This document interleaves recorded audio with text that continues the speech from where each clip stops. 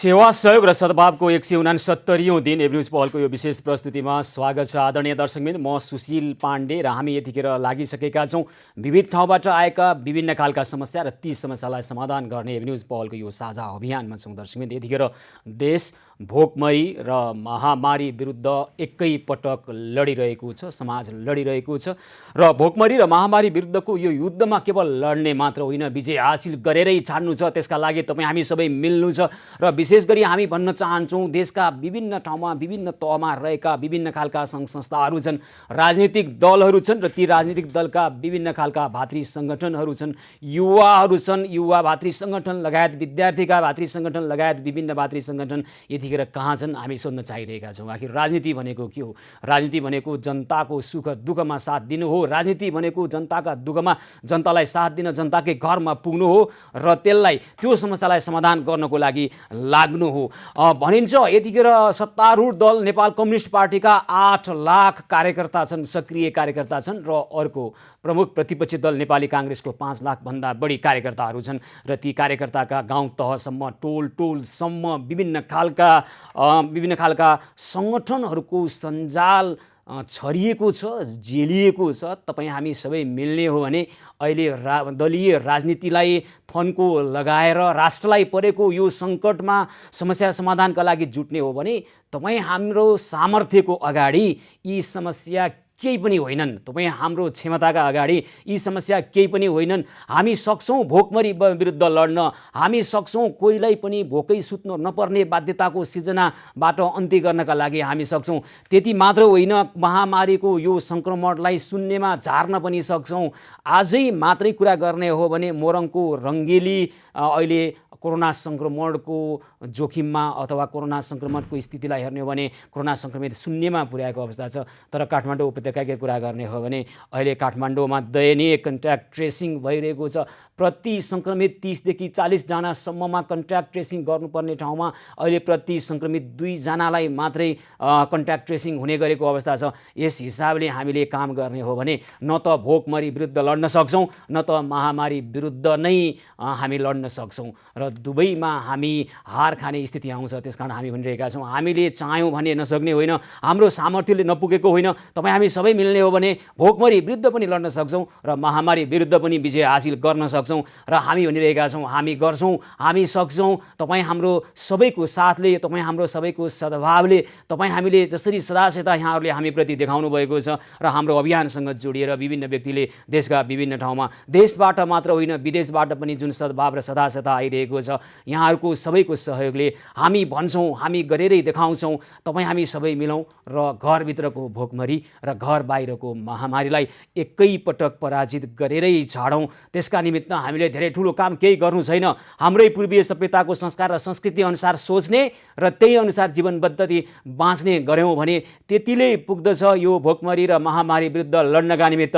त्यसका लागि टोलमा भएका विभिन्न खालका सङ्घ सङ्गठनहरू, टोलमा भएका विभिन्न खालका क्लबहरू र टोलसम्म आफ्नो साङ्गठनिक सञ्जाल फैलाएको राजनीतिक दलहरूले अलिकता मात्रै संवेदनशीलता देखाउने हो भने तपाईँ हामीले भोकमरी र महामारी विरुद्धको यो युद्धमा लड्नको निमित्त कसैको साथ र सहयोगको अपेक्षा गर्नु पर्दैन, कुनै विदेशी दात्री संस्थाको सहयोगको पनि अपेक्षा गर्नु पर्दैन। हामी आफै गर्न सक्छौँ, हामी आफै लड्न सक्छौँ, हामी आफै विजय हासिल गर्न सक्छौँ। घरभित्रको भोकमरी र महामारी विरुद्ध लडौँ र विजय हासिल गरौँ।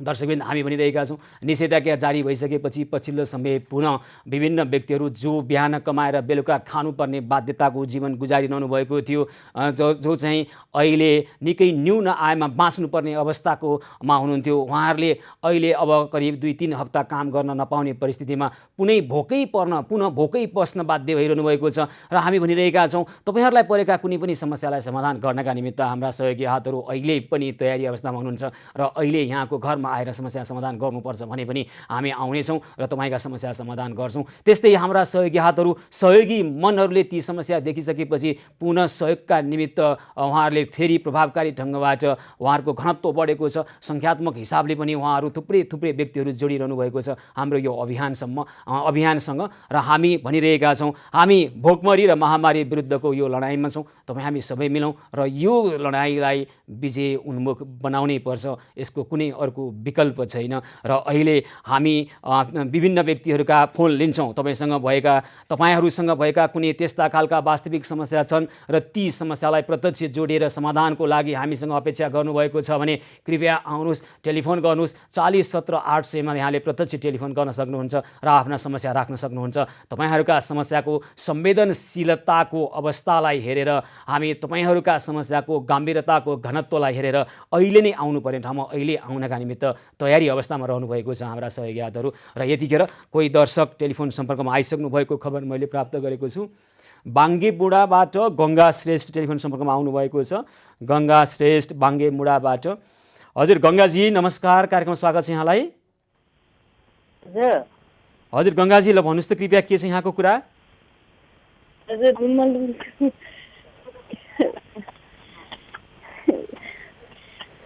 हजुर हजुर गङ्गाजी नरुनुहोस्, के भयो कृपया, यहाँलाई के भयो भन्नुहोस् त, नरुनुहोस् कृपया। म एक्लै बसिरहेको छु, मलाई एक्लै हो म। अनि के भयो यहाँलाई? म एक्लै छु। अनि के छ, तपाईँ घरमा खानेकुरा छ कि छैन? तपाईँलाई के समस्या पर्यो भन्नुहोस् त।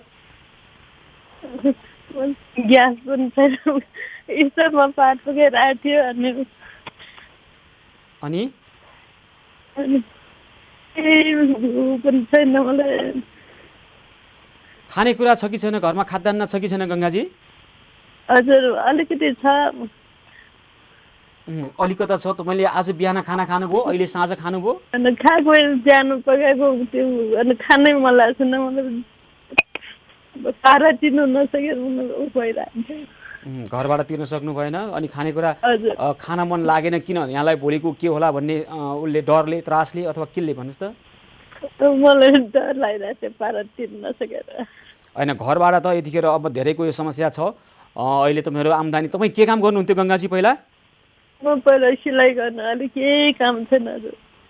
सिलाइ गर्नुहुन्थ्यो अनि अहिले काम गर्न पाउनु भएको छैन है? केही छैन, अहिले कामै छैन। र अब तपाईँको घर भाडाको सवालमा चाहिँ तपाईँको घरपट्टिसँग समन्वय गर्नुहोला। तपाईँले कमाइसकेपछि, आम्दानी गरिसकेपछि तिर्न थाल्नुहोला। र हामी चाहिँ अहिले तपाईँको घरमा तपाईँलाई खाद्यान्न अभाव छ भने हामी लिएर आउँछौँ। हाम्रा सहयोगी हातहरू आउनुहुन्छ। के छ भन्नुहोस् त? ग्यास छैन भन्नुभएको छ, अनि खानेकुरा? खानेकुरा म एक महिना भयो बसेको, 2 किलो चामल पनि सकेको। ठिक छ गङ्गाजी, चिन्ता नगर्नुहोस्। हामी तपाईँको घरमा खाद्यान्न लिएर आउँछौँ। चामल, दाल अनि तरकारी र अन्य कुराहरू लिएर आउँछौँ। ग्यासको लागि ग्यासको व्यवस्था गर्छौँ। चिन्ता नगर्नुहोस् है त। हस्, कहिले आउनुहुन्छ बाबु? कहिले? हामी अहिले चाहिन्छ भने हामी अहिले नै आउँछौँ। हुन्छ, आउनुहोस्। अहिले नै चाहिन्छ? अहिलेलाई छ कि छैन साँझलाई भन्नुहोस् त? अहिले खानुभयो कि भएन? अहिले बिहान पकाएको, मलाई खानै ज्वरो आएको कि मलाई खानै मन लाग्छ। होइन, तपाईँलाई अहिले नै ज्वरो आएको छ भने उपचारको लागि के पहल गर्नुभयो? के भएको छ अहिले? पुरा जिउ कामिरहेको थियो अनि अहिले ज्वरो आछ? अनि अरू केही लक्षणहरू देखिएको छ गङ्गाजी? हजुर। अरू के भएको छ? ज्वरो आछ अनि अरू केही छैन, के पनि भएको छैन। मलाई हिजो अस्तिदेखि खाना नखाएको, मलाई भाडा तिर्ने चिर भएर मलाई खानै मन छैन। होइन, अब चिन्ता नगर्नुहोस् गङ्गाजी, तपाईँको मात्रै समस्या आएन, घर भाडाको चाहिँ चिन्ता नगर्नुहोस्। किनभने तपाईँले आफ्नो घरपट्टिसँग समन्वय गर्नुहोस्, हामी पनि समन्वय गरिदिउँला। र अहिले चाहिँ तपाईँको घरमा खाद्यान्न अहिले साँझै भोकै तपाईँ हुनुहुन्छ भने हामी अहिले नै लिएर आउँछौँ। होइन, आजलाई पुग्छ, भोलि बिहान आउनुहोस् भन्नुभयो भने हामी भोलि बिहान नै आउँछौँ। के छ अहिलेलाई खानेकुरा छ कि छैन गङ्गाजी? स्पष्ट भनिदिनुहोस् त। अहिले त्यो गर्न छैन त भन्नु हुँदैन। अलिकति चामल छ, चामल अलिकति छ। स्टोभ बाल्नु मलाई चामल आयो, केही हुँदैन, पातै पकाउनु मन लाग्दैन। त्यो पनि त्यो एउटा दिदीसँग लिएर आएको मैले। र होइन, तपाईँले अहिले साँझ खाना खानु भएको छ भने हामी भोलि बिहान तपाईँलाई सबै कुरा लिएर आउँछौँ है त? हुन्छ, हुन्छ ल, हस्। गङ्गा श्रेष्ठ बाङ्गेमुडाबाट उहाँको घरमा ग्यास सकिएको रहेछ, खाद्यान्न सकिएको छ। सिलाइ काम गरेर उहाँले आफ्नो जीवनयापन गरेर आइरहनु भएको थियो, तर यतिखेर आम्दानी गर्न सक्नुभएको छैन, घरबाट तिर्न सक्नुभएको छैन र निकै आत्तिनु भएको छ। गङ्गाजीलाई हामी भन्छौँ अहिले नआत्तिनु होला, तपाईँको घरपट्टिसँग पनि समन्वय गरौँला र तपाईँको अहिलेको समस्या चाहिँ ग्यासको व्यवस्था र तपाईँलाई अहिले खाद्यान्नको अभाव भन्नुभएको छ, अहिले साँझ त छ भन्नुभएको छ। हामी भोलि बिहान हाम्रा सहयोगी हातहरू आउनुहुनेछ यहाँको घरमा, बाङ्गेमुडा निवासी गङ्गा श्रेष्ठको घरमा, र यहाँको समस्या हामी समाधान गर्छौँ। र दर्शकवृन्द, यसै गरी अहिले हामीलाई औपचारिक र अनौपचारिक ढङ्गबाट पनि विभिन्न ठाउँबाट विभिन्न व्यक्तिहरूले आफ्नो घर परिवारको समस्याहरू राखिरहनु भएको छ र यसै सिलसिलामा अर्को कोही दर्शक टेलिफोन सम्पर्कमा आइसक्नु भएको छ। म लैनचौरबाट इन्दिरा कोइराला। इन्दिराजी नमस्कार, कार्यक्रममा स्वागत छ यहाँलाई। नमस्कार सर। नमस्कार। नमस्कार हजुर। ल भन्नुहोस् त, के छ यहाँको कुरा? मेरो त साह्रै समस्या भयो सर। के भयो यहाँलाई?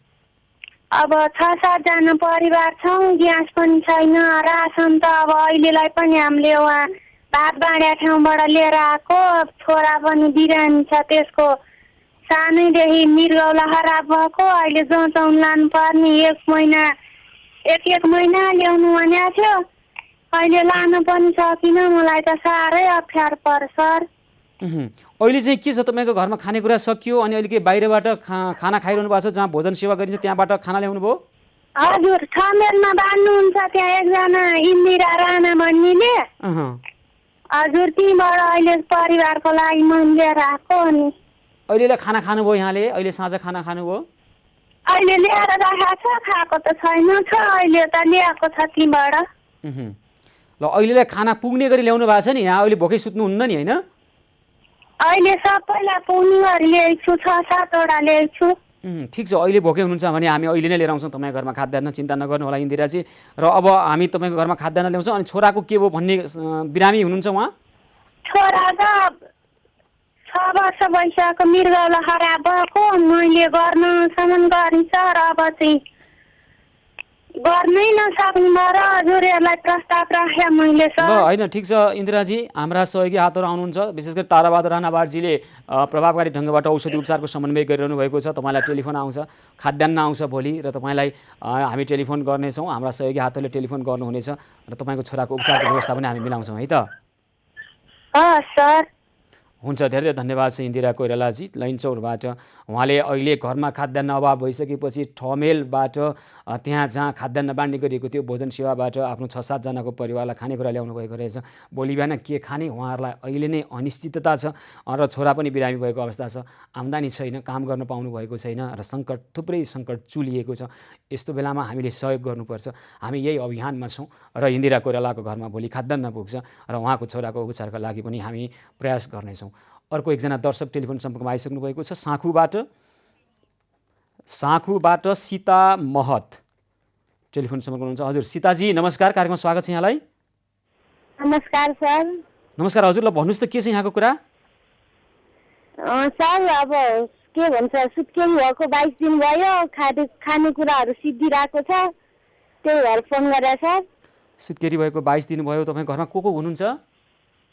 म अनि 8 वर्षको बाबु छ, अनि श्रीमान, अनि सानो नानी। अनि अहिले के छ स्थिति भन्नुहोस् त, तपाईँले के खानुभयो साँझ, अहिले बिहान के खानुभयो, अहिले खानेकुरा छ कि छैन तपाईँको घरमा? अहिले बिहान यही छिमेकीबाट अलिकति चामल मागेर अनि त्यही पकाएर खाएको। अहिले साँझ खानुभयो? खाएँ सर। र अब साँखु कहाँनिर भन्नुहोस् त? साँखु साली नदी रोड।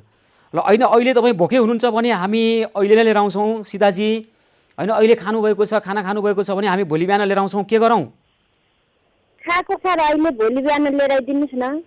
ल हुन्छ, हामी तपाईँलाई भोलि बिहान, तपाईँ सुत्केरी हुनुहुँदो रहेछ, पौष्टिक आहार अनि बच्चालाई दुध के छ, तपाईँको दुध पुग्छ बच्चालाई अथवा केही वैकल्पिक दुध लिएर आउनुपर्छ? खानेकुरा खानु पाए त पुग्छ सर, ल्याक्टिजनहरू खुवाउनु पर्दैन। ए ल हुन्छ, हामी समन्वय गर्नेछौँ, त्यसपछि तपाईँलाई पौष्टिक आहार खाद्यान्न लगायतका कुरा भोलि ल्याउँछौँ है सीताजी। हस् सर हस्। हस् ल, चिन्ता नगर्नुहोला। साँखुबाट सीता महत 22 दिनको सुत्केरी हुनुहुँदो रहेछ, घरमा खाद्यान्न अभाव भइरहेको छ, छिमेकीबाट मागेर खाइरहनु भएको छ र पौष्टिक आहारको कमी छ यी सुत्केरी महिलालाई। हामी भोलि साली नदी रोड सडक बन्नुभएको छ, साँखुको सीता दाललाई हामी भोलि खाद्यान्न लिएर जानेछौँ, पौष्टिक आहार लगायतका कुराहरू लिएर जानेछौँ र उहाँको बच्चालाई चाहिने दुध, वैकल्पिक दुधको पनि व्यवस्था गर्नेछौँ। र यस्ता खालका समस्याहरू आइरहेका छन् आदरणीय दर्शकबिन। चैत्र 11/2076 सालबाट लकडाउन सुरु भएपछिको केही हप्ता पछाडि हामीले यस्ता खालका विविध खालका समस्याहरू सम्बोधन गर्दै आइरहेका थियौँ र बीचमा लकडाउनलाई केही खुकुलो बनाइसकेपछि स्वाभिमानी नेपालीहरू आफैले श्रम गरेर बाँच्न थाल्नु भएको थियो। त्यतिखेर न्यून दरमा हामीलाई खाद्यान्न अभाव र अन्य यस्ता खालका अभावका कुराहरू आइरहेका थिए र ती समस्यालाई पनि हामीले सम्बोधन गरिरहेका थियौँ औपचारिक अनौपचारिक ढङ्गबाट। र अहिले निषेधाज्ञा जारी भएको केही हप्ता पछाडि पुनः मानिसहरू भोकै बस्नुपर्ने बाध्यता छ र हामीलाई सहयोगको अपेक्षा गर्नुभएको छ। उहाँहरूको स्वाभिमानको सम्मान गर्दै हाम्रा सहयोगी हातहरू पुग्नुहुनेछ र उहाँहरूलाई सहयोग गर्नेछौँ हामी हाम्रो अभियानबाट। यतिखेर अर्को कोही दर्शक टेलिफोन सम्पर्कमा आइसक्नु भएको छ। महाराजगञ्जबाट राजन थापा। हजुर राजनजी नमस्कार, कार्यक्रममा स्वागत छ यहाँलाई। हजुर राजनजी नमस्कार। हजुर नमस्कार सर। नमस्कार हजुरलाई भन्नुहोस् त कृपया के छ यहाँको कुरा? म पीडित छु सर, मेरो घरमा ग्यास छ होइन, मेरो बच्चा 3.5 महिनाको भयो, म अब खाना अभाव भएर म 2 दिन भयो म चाहिँ एक साथ खाएर बसेको छु, सुत्केरी बच्चालाई खानिदिएको छु। 2.5 महिनाको बच्चा छ, आमाको दुध आउन मैले 22 दिनदेखि ल्याप्टोजिन बच्चालाई खाने राखेको थिएँ। अब अहिले चाहिँ म अभाव भएर म सकिनँ। अब मसँग जेठो अस्ति मैले 5 किलो चामल ल्याएर खाएँ अनि घरमा बच्चालाई मेरो जेठो छोरो 8 वर्षको छ, सानो छोरो 2.5 महिनाको भयो। अनि एउटा दिवर भाइ पनि अब यहाँ बसिरहेको थियो, पढ्दा स्कुल बन्द भाइसँगै छ। अनि मसँग बिहान खान्छु, खाना किन खाएनौ घरमा भन्छ र म साथैमा खाएँ भनेर हालेर म बेलुका एक साथ खाएर सुकेर फर्नेर राखेको छु सर। अब मसँग अब भयो, मसँग ग्यास छ अनि दाल छ सर मसँग, अब चामल र मसँग अरू केही आर्थिक नभएर अब अघि बिहान बच्चा रोएर मन लाग्यो आमा दुध आउन। मैले एकजना त्यहाँ दाई हुनुहुन्थ्यो, दाई मलाई 500 पैसा दिन्न भनेर ल्याक्सिन किन गएँ, 690 रुपियाँ ल्याक्सिन पर्दो रहेछ त्यो 1 नम्बरको दुधलाई। त्यो ल्याएर खाने बच्चालाई। अनि अब सर म चाहिँ बिजोकै भर दिउँसो मैले हजुरले त्यो नम्बर बेलुका हजुरसँग टिपेको थिएँ। राजनजी तपाईँलाई अहिले नै सङ्कट छ भने हामी तत्कालै तपाईँलाई अहिले समस्या समाधान गर्छौँ। के छ अहिले के खानुभयो? हामी अहिले तत्कालै के ल्याउनु पर्ने स्थिति छ यहाँलाई? मैले चाहिँ दिउँसो बच्चा र बुढीलाई अहिले हालचाललाई चाहिँ जाब्लो बनाएर खानिदिएको छु सर। मसँग खाना अभाव भएर म वडामा पनि गएँ, अस्ति वडामा गएको थिएँ, मलाई 3 नम्बर वडामा गएको थिएँ।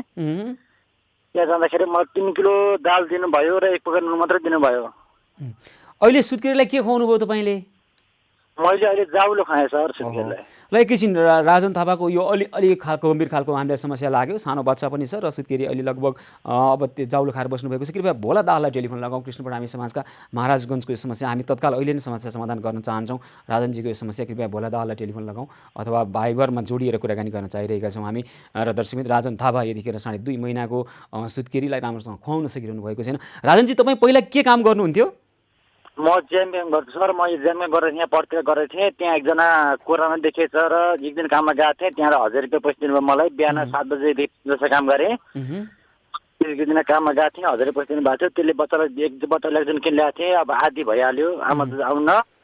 अनि त्यहाँ कोरोना एकजना मान्छेलाई देखिएछ, उहाँलाई लगेपछि टोल सिल गरिदियो, त्यो काम बन्द भयो मेरो। म लेबर काम गर्छु, मसला फिटेर दिने काम गर्छु, सिमेन्ट दिने। त्यो सिल भएर म हिजो बेलुका खाना खाएँ र खाना त्यतिकै यसो चिउरा मागेर खाएँ। त्यो बाटोमा एकजना दिदी म भोक लाग्यो दिन्न, मेरो कोठामा केही पनि छैन, चिउरा खाएँ। र अघि चाहिँ बेलुका चाहिँ यहाँ बच्चाहरूलाई खाने अनि म बाहिर खाएको छु तिमीहरू खाऊ भनेर। अनि भाइ र मेरो जेठो छोरालाई र बुढीलाई जाउलो खाने सर।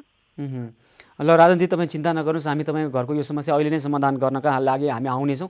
तपाईँ चिन्ता नगर्नुहोस् है त। तपाईँको सुत्केरी श्रीमतीको लागि पौष्टिक आहार, बच्चाको लागि दुध र तपाईँको घरमा हामी खाद्यान्न ल्याउनेछौँ है। करिब 1 महिनाभन्दा बढी पुग्ने खाद्यान्न ल्याउँछौँ, 1 बोरा चामलसहित त्यहाँ गरौँ। र कृष्णपुर हामी समाजका भोला दाहाल प्रत्यक्ष सम्पर्कमा आउनुभएको छ। हजुर भोलाजी नमस्कार, कार्यक्रम स्वागत छ यहाँलाई। भोलाजी हामी उहाँसँग कुराकानी गर्ने प्रयास गरिरहेका छौँ। महाराजगञ्जको राजन थापाको यो समस्या गम्भीर लागेको छ हामीलाई र हामी अहिले नै यो समस्या समाधान गर्नेछौँ। र दर्शकवृन्द, यतिखेर हामी भोकमरी विरुद्ध त लडिरहेका छौँ, यससँगै महामारी विरुद्ध पनि लडिरहेका छौँ र महामारी विरुद्ध लड्दा यस्ता खालका समस्याहरू आइरहेका छन् र यस्ता खालका बहुआयामिक समस्यालाई समाधान गर्नको निमित्त हामी भनिरहेका छौँ एकअर्कालाई सहयोग गरौँ, सहकार्य गरौँ। अहिले अरूको आलोचना गरेर बस्ने बेला होइन, कसले के गरिरहेको छ भनेर आलोचना गर्ने भन्दा पनि सकेको आफूले सहयोग गरौँ र भोलि तपाईँलाई सहयोग गर्नुपर्ने जनप्रतिनिधि, तपाईँलाई सहयोग गर्नुपर्ने यस्ता खालका सङ्घ संस्थाहरू अथवा सरकारी संयन्त्रले के गरेनन्, अहिले नै सकारात्मक ढङ्गबाट घचघचाउने काम गर्दा गर्दै पनि आफू सहयोगमा उत्रियौँ र हिसाब किताब राख्दै गर्नुहोला आदरणीय दर्शकवृन्द, कसले के गर्नुभयो र भोलि यसको छिनोफानो हुने नै छ। यो सङ्कटको घडीमा हामी आलोचनात्मक ढङ्गबाट पनि होइन, सबैलाई सहकार्य र साथ दिउँ भन्ने अभियानमा जोडिरहेका छौँ। र राजन थापाको समस्या समाधान गर्नका निमित्त यतिखेर भोला दाहाल आउनुभएको छ। हजुर भोलाजी, नमस्कार, कार्यक्रम स्वागत छ यहाँलाई। हामी महाराजगञ्जको राजन थापाको यो समस्या समाधान गर्नका निमित्त हामी भोला दाहालसँग कुराकानी गर्ने प्रयास गरिरहेका छौँ। उहाँसँग टेलिफोन सम्पर्क भइरहेको छैन, हामी पुनः गर्नेछौँ सम्पर्क गरेर हामी राजन थापाको यो समस्या समाधान गर्नेछौँ। राजनजी, मलाई सुनिरहनु भएको छ? राजनजी? हजुर भोलाजी, हजुर नमस्कार, कार्यक्रम स्वागत छ। नमस्कार सुशीलजी, नमस्कार। ल, अब महाराजगञ्जको राजन थापाको एउटा गम्भीर समस्या आएको छ। उहाँको घरमा ग्यास छ, तर 2.5 महिनाको बच्चालाई खुवाउने दुधको समस्या हुनु त अहिलेलाई त छ भन्नुभएको छ, तर सुत्केरीलाई जाउलो खुवाएर राख्नुभएको छ। त्यहाँ पौष्टिक आहारसहित अहिले नै तत्काल लानुपर्ने अवस्था छ भोलाजी। हुन्छ सुशीलजी, हाम्रो त्यो क्षेत्रमा अरुण पाण्डेजी हुनुहुन्छ, म अहिले उहाँलाई तुरन्तै फोन गरिहाल्छु र अहिले नै पठाउने प्रयास गर्छु। हुन्छ हाम्रो त्यहाँ अनौपचारिक ढङ्गबाट तपाईँले राजन थापाको टेलिफोन नम्बर लिनुहोला हाम्रा साथीहरूसँग। त्यसपछि अरुण पाण्डेलाई तत्काल जानको लागि आग्रह गर्नुहोला। त्यहाँ पौष्टिक आहार लगायतका खाद्यान्न लगायतका कुराहरू लिएर जानुपर्ने छ है त। हुन्छ सुशीलजी, हुन्छ। हस्, धेरै धन्यवाद छ भोलाजी, धेरै धन्यवाद छ यहाँलाई। हस्, धेरै धन्यवाद छ कृष्ण प्राणी समाजका भोला दाहाल। महाराजगञ्जको राजन थापाको यो समस्या, सुत्केरी श्रीमतीलाई उहाँले खुवाउन सक्नुभएको छैन। ज्यामी काम गरेर जीवनयापन गरिरहनुभएका राजन थापालाई अहिले सङ्कट परेको छ र यो सङ्कटमा उहाँको स्वाभिमानको सम्मान गरेर हामी पुग्नेछौँ र सहयोग गर्नेछौँ। हामी धेरै आभार व्यक्त गर्छौँ राजन थापालाई सहयोग गर्ने मौका दिनुभएकोमा र भोला दाहाल कृष्ण प्राणी समाजका भोला दाहाल लगायत सम्पूर्ण व्यक्तित्वलाई धेरै आभार व्यक्त गर्छौँ। सेवा, सहयोग र सद्भावको 169औं दिनमा छौँ आदरणीय दर्शकवृन्द। यस्तै खालका समस्यासहित, समस्या समाधानका उपायसहित हामी आउने कार्यक्रम निरन्तर जारी रहनेछ, हामीसँगै रहनुहोला।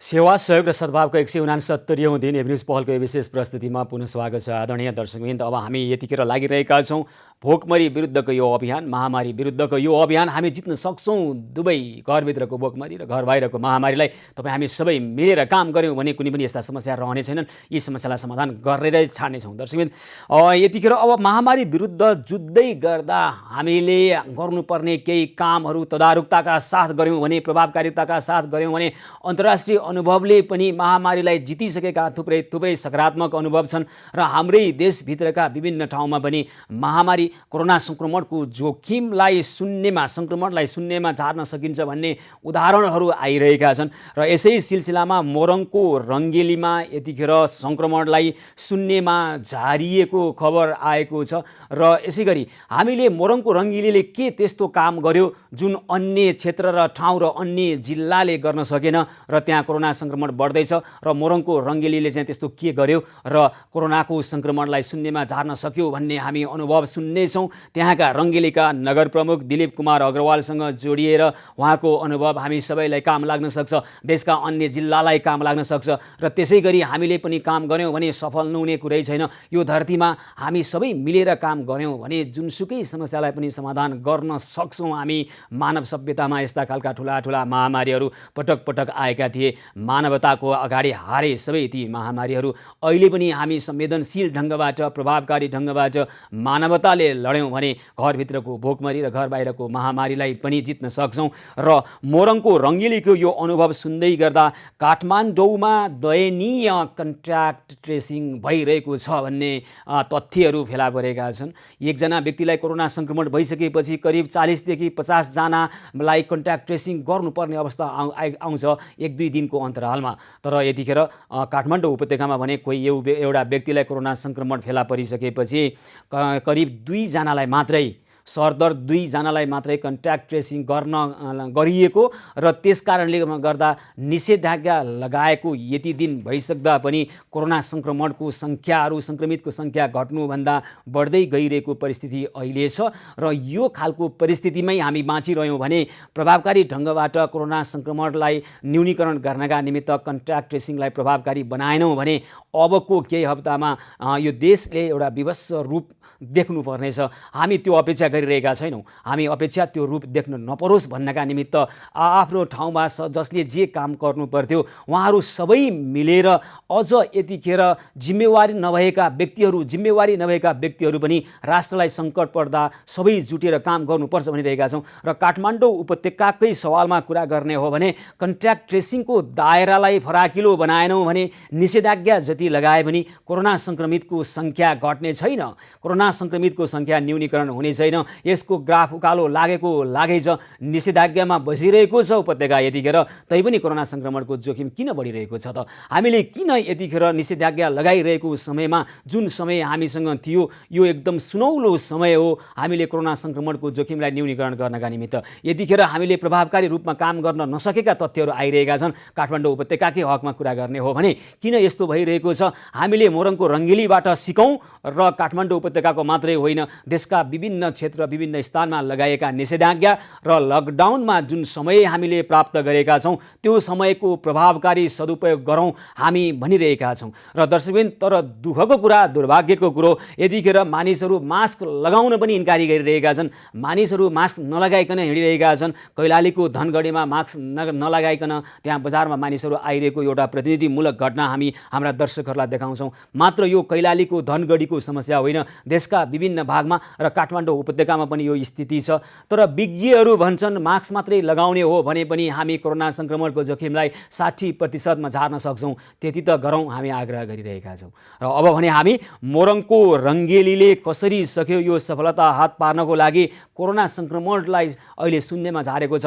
तर एउटा कुरामा हामी सचेत हुनुपर्छ, कोरोना सङ्क्रमण एकजनामा मात्रै भयो भने पनि त्यसबाट फैलिन धेरै समय लाग्ने छैन। शून्यमा झारियो भनेर चुप लागेर बस्ने होइन, अझै यसलाई नियन्त्रण गर्नको लागि प्रभावकारी ढङ्गबाट के सोचेको छ मोरङ रङ्गेली नगरपालिकाले? हामी रङ्गेलीका नगर प्रमुख दिलीप कुमार अग्रवालसँग कुराकानी गर्छौँ। हजुर दिलीपजी, नमस्कार, कार्यक्रम स्वागत छ यहाँलाई। नमस्कार सुशीलजी। नमस्कार। सर्वप्रथम यहाँलाई हामी यतिखेर बधाई पनि भन्न चाहन्छौँ। तपाईँहरूले अहिलेसम्म जसरी प्रभावकारी ढङ्गबाट काम गरिरहनु भएको छ र अब भविष्यमा पनि अझै यही प्रभावकारिताको निरन्तरताको अपेक्षा पनि गर्छौँ सँगै, है त? यस्तो छ, यो एक किसिमको फ्लू हो। यो फ्लू कुनै महामारी भन्ने कुरा जुन यो फैलिएको छ, यो महामारी हामीले बुझेका छैनौँ यसलाई। अहिले जुन यो सङ्क्रमण अहिले 0 देखिएको रङ्गेलीमा हो भने यो 0 रहिरहन्छ अथवा यो सङ्क्रमणै आउँदैन भन्ने कुरामा हामी पूर्ण विश्वास छ। आउन पनि सक्छ र यसका लागि सतर्क रहनुपर्छ। सतर्क र सजग भएर हामी सम्पूर्ण नगरवासी बसेका छौँ र हामी यसलाई फेरि पुनः आउँदैन भन्ने कुरामा हामी विश्वास त छैनौँ। आउन सक्छ, आयो भने सचेत भएर त्यसलाई निर्मूल पार्नलाई जुन प्रयास पहिले गऱ्यौँ त्यही प्रयासमा लागिरहनेछौँ। अब के गर्नुभयो यहाँहरूले र अहिले सङ्क्रमणलाई शून्यमा झार्न सक्नुभयो? तपाईँहरूको यो अनुभव, तपाईँहरूले जसरी काम गर्नुभयो यो अरूको लागि पनि एउटा उदाहरणै बन्न सक्छ। दिलीपजी, भनिदिनुहोस् त के गर्नुभयो यहाँहरूले? हामीले यो खासमा हाम्रो रक्षाबन्धनको दिन हाम्रो सङ्क्रमणहरूको हामीले 150-160 जनाको हामीले कन्ट्याक्ट ट्रेसिङ गरेका थियौँ। त्यसमा हामीलाई पहिलोचोटि 22 जना 19 गते जुन समुदायमा देखियो, त्यो देखिने बित्तिकै 22 गते 23 गते हामी 20 गते नै हामी सिल गऱ्यौँ। जुन वडामा हाम्रो त्यो देखियो त्यो वडालाई र आंशिक वडा, त्यसमा 3 वडा अझै आंशिक 8 नम्बर वडाको साझा टोल र तपाईँलाई 6 नम्बर वडाको मधुबनी एरिया र 4 नम्बर वडाको 6 नम्बर वडाको भन्सार एरियासम्म, यता बक्रापुलसम्म, निचामारीको बक्रापुलसम्म। यतिखेर हामी मोरङको रङ्गेली नगरपालिकाका नगर प्रमुख दिलीप कुमार अग्रवालसँग कुराकानी गरिरहेका छौँ। मोरङको रङ्गेलीमा अहिले सङ्क्रमण शून्यमा झार्न सकिएको छ। र दिलीपजी, हामीले त्यो एरियालाई सिल गर्यौं र अरू वडा 9 वडाका बाँकी रहेका ठाउँलाई हामी लकडाउनमा परिणत गर्यौं। लकडाउन गर्दाखेरि हामी कन्ट्र्याक्ट टेस्टिङ जारी राख्यौं। 22 जनालाई आएपछि कन्ट्र्याक्ट टेस्टिङ त्यही सिल गरेको अवस्थामा हामी तरकारीसम्म बेच्न दिएनौं। हामी गाडी घोडा तरकारी मान्छे व्यक्ति पनि घरबाट बाहिर ननिक्लिन दिएर हामीले कन्ट्र्याक्ट टेस्टिङको प्रक्रिया स्टार्ट गर्यौं। कन्ट्र्याक्ट टेस्टिङको एउटा स्वास्थ्यको टिम थियो। त्यो टिम सजग भएर कन्ट्र्याक्ट टेस्टिङ घर घरमा गएर जस घरको व्यक्तिलाई भएको छ त्यो जोसँग कन्ट्र्याक्ट भएको छ त्यसको नाम लिस्ट तयार गर्थ्यौं र तिनलाई फेरि पीसीआर गरेर त्यसको रिजल्ट आउन्जेल त्यहाँ मान्छे त निक्लिन दिएकै थिएनौं। प्रत्येक साता हामी सार्दै गयौं। यसलाई 23 दिनसम्म हामी कन्टिन्यू सिलको अवस्था राख्यौं। 23 दिनसम्म सिलको अवस्था राख्दाखेरि त्यो एरियामा होम आइसोलेसन जति एरिया सिल गरेको थियो कन्ट्याक्ट टेस्टिङ गर्दै कहिले 23 निक्लिने, कहिले 29 निक्लिने, कहिले 9 निक्लिने, 28 निक्लिने, 9 निक्लिने, 11 निक्लिने, यसरी निक्लिँदै गए र हामी हाम्रो आइसोलेसन सेन्टर बनायौं। आइसोलेसन सेन्टरमा राख्दै गयौं र त्यसलाई जुन 23 दिन होम आइसोलेसन मान्छेलाई गयौं त्यसपछि पछिल्लो 400 जनाको कन्ट्याक्ट टेस्टिङ गर्दाखेरि हामीलाई नीलको अवस्था देखियो। मान्छेहरूको पोजिटिभ संख्या देखिन छोड्यो र हामी आइसोलेसन पहिलो 22 जना आउँदाखेरि आइसोलेसन हामीसँग थिएन। हामी प्रदेश सरकारको धरान र गोठगाउँमा पठाउनलाई 2 दिन कुर्नु पर्यो। क्याम्पसमा हामीले 2 दिन राख्यौं र हामीसँग व्यवस्था पनि राम्रो थिएन। 2 दिन राखेर दोस्रो पटक निक्लेको बेलामा जुन 29 जना निक्ले हामीले जनता क्याम्पसलाई यो आइसोलेसनको रूपमा परिणत गरेर सीसीएमसी को बैठक निर्णय गर्यौं। प्रदेश सरकारलाई अनुमति माग्यो। प्रदेश सरकारले सीसीएमसी को बैठक राखेर हामीलाई अनुमति दियो। 100 बेडको आइसोलेसन राख्न अनुमति दियो र साथै 15 लाख रुपैयाँ हामीलाई अनुदान पनि दियो। त्यो आइसोलेसन चलाउनलाई सहयोगको लागि अनुदान दिएकोमा म प्रदेश सरकारलाई धन्यवाद पनि दिन चाहन्छु। हामी पीसीआर पनि पर्याप्त गर्यौं। सुरुदेखि नै पीसीआर गर्यौं। विदेशबाट आउनेलाई हामी क्वारेन्टाइनमा राख्यौं र क्वारेन्टाइनमा पीसीआर नगरिकन घर जान दिएनौं। हामी होम आइसोलेसनको सुविधा दिएनौं। हामी आफ्नै क्वारेन्टाइनमा पहिले जनता क्याम्पसमा क्वारेन्टाइन थियो। त्यसपछि त्यसलाई साउन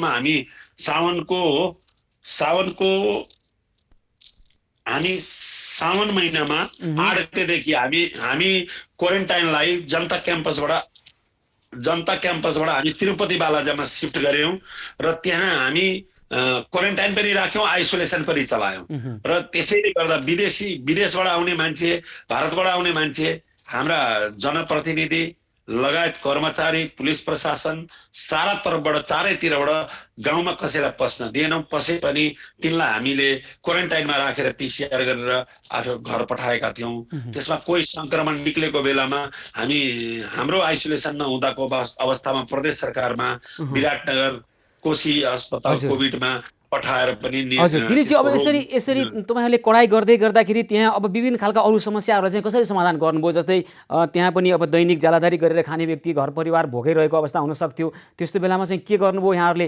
कसरी काम गर्नुभयो?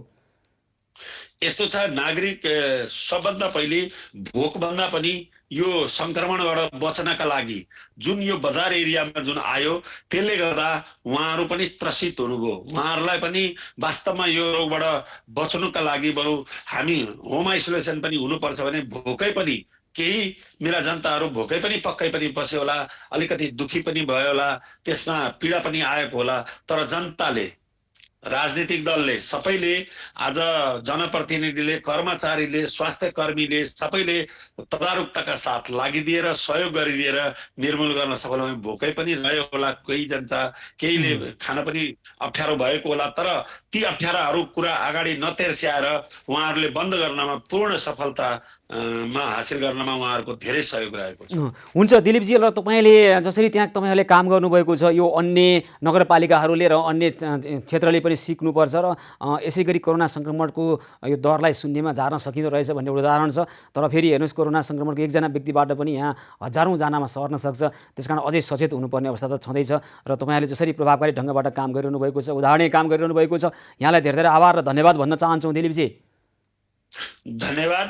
म सर्वप्रथम तपाईँ पनि यो कोरोनाको बारेमा जुन कुराहरू यो प्रसारणहरू गरिरहनु भएको छ यसको लागि म तपाईँलाई पनि म मेरो तर्फबाट रङ्गली नगरपालिकाबाट धन्यवाद दिन चाहन्छु र म रङ्गली नगरवासीलाई धैर्यता राखेर जुन यो सिलमा लकडाउनको बेलामा उहाँहरूले सम्पूर्ण नगरवासी पुलिस प्रशासन तपाईँलाई राजनीतिक दल जनप्रतिनिधिहरू लगायत सम्पूर्ण स्वास्थ्यको टिम डाक्टरको टिम सबैलाई म नगरवासीहरूलाई सहित म धन्यवाद दिन चाहन्छु र अगाडि पनि यसरी नै निरन्तर हामी सजग भएर काम गर्नेछौँ नागरिकले पनि सहयोग गर्नेछ भन्दै म बिदा हुन चाहन्छु धन्यवाद। हस् धेरै धन्यवाद छ। रङ्गेलीका नगर प्रमुख दिलीप कुमार अग्रवाल यतिखेर हामीसँग कुराकानी गर्दै हुनुहुन्थ्यो। कोरोना सङ्क्रमणको दरलाई उहाँहरूले उहाँको नगरपालिकामा शून्यमा झार्न सफल हुनुभएको छ र तर काठमाडौँ के गर्दैछ काठमाडौँ यतिखेर प्रश्न जन्मन्छ। काठमाडौँमा कन्ट्याक्ट ट्रेसिङको अवस्था निकै दयनीय भएको तथ्यहरू बाहिर आइरहेको सन्दर्भमा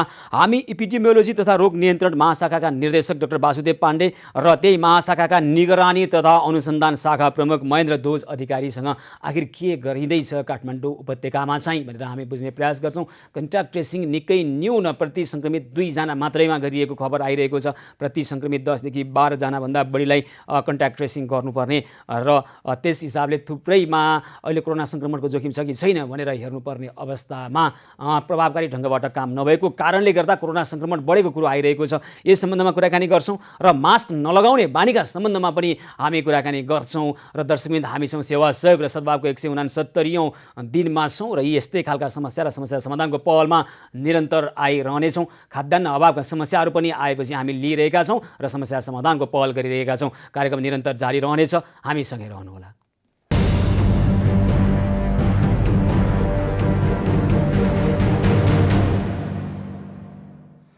सेवा सहयोग र सद्भावको 169औं दिन एबी न्युज पहलको यो विशेष प्रस्तुतिमा पुनः स्वागत छ। आदरणीय दर्शकवृन्द, यतिखेर हामी छौँ देशभित्र र बाहिरबाट पनि आएका विविध खालका समस्या र ती समस्यालाई सम्बोधन गर्ने एबी न्युज पहलको यो विशेष प्रस्तुतिमा छौँ र यतिखेर विभिन्न ठाउँबाट हामीलाई विभिन्न समस्या र सहयोगका लागि थुप्रै टेलिफोनहरू आइरहेको छ र यसै सिलसिलामा झापाबाट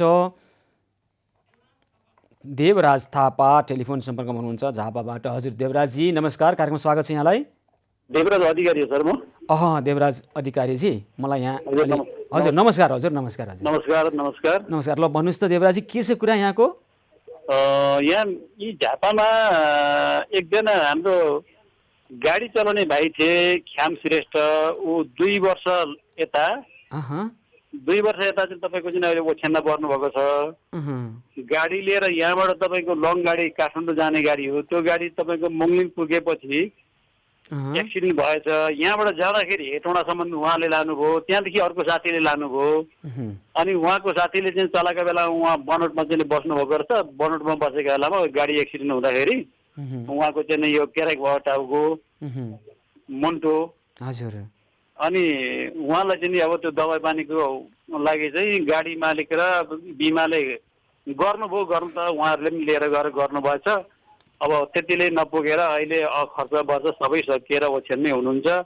अनि मलाई उहाँको देख्दाखेरि मलाई एकदम माया लाग्यो। माया लागेपछि मैले चाहिँ यो हजुरहरू दाताहरू कोही चाहिँ अब यसो हातहरू चाहिँ यसो गरेर चाहिँ तपाईँको समायोजन गरेर चाहिँ उहाँलाई चाहिँ केही सहयोग गर्न सकिन्छ भनेदेखि, उपचार गर्न सकिन्छ भनेदेखि उहाँलाई उपचार गराएर अझै स्वस्थ बनाउन सक्दाखेरि चाहिँ राम्रो हुन्थ्यो जस्तो लागेर अनि मैले पनि अब यो कोसिस गरेको। देवराजी, हामीले पनि यो विषयलाई अस्ति उठाएका थियौँ होइन, तपाईँले जसरी जोडिनु भएको छ हामी यसो गरौँ न, तपाईँले त्यहाँ समन्वय गर्नुहोला र उहाँको उपचारका निमित्त हामी हाम्रा सहयोगी हातहरू सहयोगी मनहरूको साथ सहयोगमा ख्याम श्रेष्ठको उपचार गरौँ है। हजुर हुन्छ। अब मैले पनि उहाँलाई अहिले आज पनि 2500 रुपियाँ उहाँको खातामा जम्मा गरिदिएर आएँ।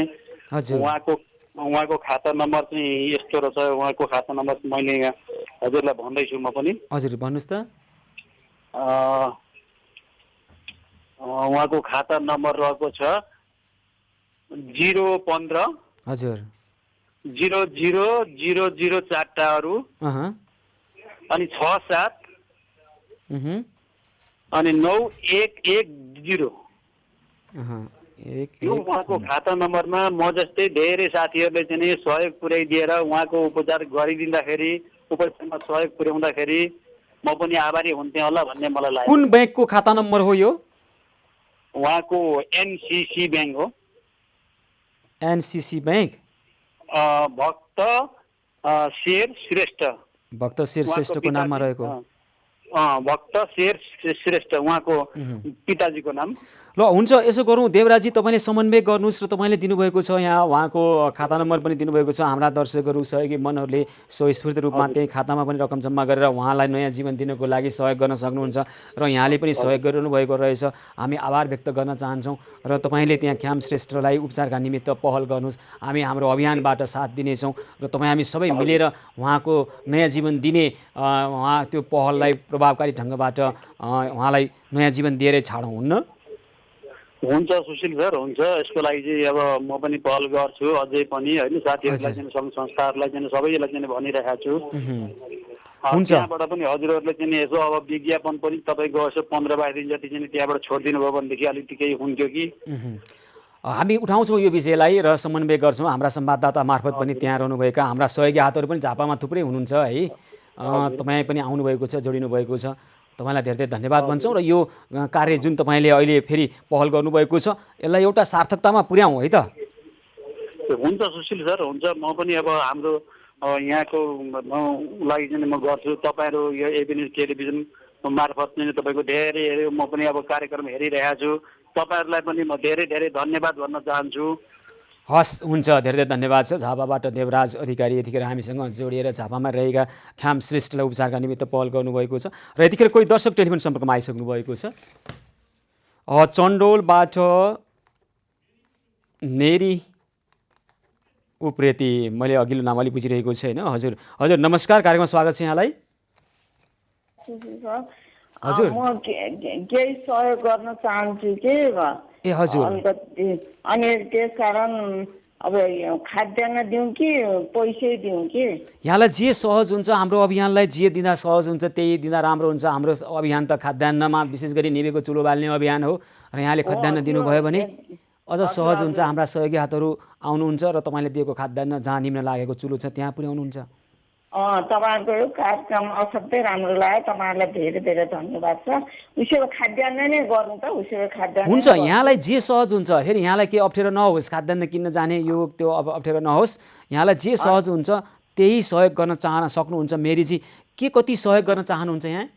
20,000 रु 20,000। अब 20,000 बराबरको खाद्यान्न किनेर राखिदिनु भए झन् सहज हुन्छ हाम्रा सहयोगी हातहरूलाई। म त्यही के किन्नु पर्ला? मुख्य अब दाल, चामल, तेल ऊ होला, अनि गेडागुडी होला, नुन, मसला। हजुर यस्तै हुन्छ। हजुर हुन्छ हुन्छ। यहाँले चामल, दाल, तेल, नुन, साबुन सबै गरिदिन्छु। हजुर हुन्छ। यहाँले खरिद गरेर राखिदिनु होला। सबै ठिक्क पारेर अनि तपाईँहरूलाई खबर गर्ने केमा यही एसएमएसमा गर्ने हो। ए हुन्छ। होइन, तपाईँको टेलिफोन नम्बर हाम्रा साथीहरूले यहाँ लिइसक्नु भएको छ। हामी हाम्रा सहयोगी हातहरूले यहाँलाई समन्वय गर्नुहुनेछ अनि उहाँहरूको समन्वयमा यहाँले खरिद गरेर त्यहाँ प्रदान गर्नुहोला। उहाँले घर घरमा निभेको चुलो बाल्नको लागि तपाईँले दिनुभएको सहयोग सदुपयोग गर्नुहुनेछ नि त, होइन? त्यसै गरौँ है त। हस् मेरीजी, धेरै धेरै आभार व्यक्त गर्न चाहन्छौँ, हार्दिक कृतज्ञता व्यक्त गर्न चाहन्छौँ तपाईँको सहयोगका निमित्त है त। हस्, मेरी उप्रेती यतिखेर काठमाडौँ चण्डोलबाट सहयोग गर्न चाहनुभएको छ हाम्रो अभियानलाई। रु 20,000 उहाँले सकेसम्म रकम भनिरहनु भएको थियो। हामीलाई रकमभन्दा पनि खाद्यान्न सहयोग गरिदिनु भयो भने निकै सहज हुन्छ। हाम्रा सहयोगी हातहरू आउनुहुनेछ र यो खाद्यान्न निभेको चुलोसम्म पुर्याउनुहुनेछ। दर्शकबिन, यसै गरी हाम्रा सहयोगी हातहरूले अहिले पनि प्रभावकारी ढङ्गबाट काम गरिरहनु भएको छ। लक्ष्मी महत हुनुहुन्छ सहयोगी हात, क्षेत्रपाटीको शान्ति परियार र मेदिदेवीका माया श्रेष्ठलाई खाद्यान्न सहयोग गर्नुभएको छ।